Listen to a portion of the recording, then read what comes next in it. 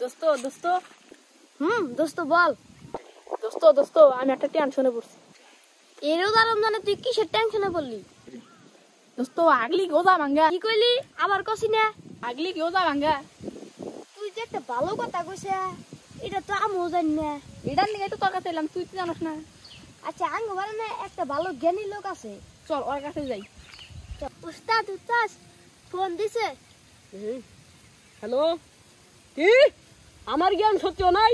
কি আমার লাডি লুডি না ঘুরতাছে মারবো, আমার রাস্তায় যাবো, সাহস কত টান্ডা ফেরালাম, আমার রেকর্ডও জানে না। টান্ডার মার খাইছি বৈজ্ঞানিক করে, ও আবার আমার মারবা চা কামুন গোলাম ভাঙবো। কাইডাই দিছে। দোস্ত দোস্ত বুঝে। ওই যে জ্ঞানী লোক তো বইছে। তাই দাদার কাছে এই মন জায়গায় বই হইছে। দাদা তোমার কাছে একটা কথা হইতে পাইলাম। আমি একটা চিন্তায় পড়ছি। হ্যাঁ, ওজার দিনে চিন্তা করে আছি। আমি খুব জ্ঞানী, আমি সব কথাই পারি। আচ্ছা আর কই আগলি গোজা ভাঙ্গা।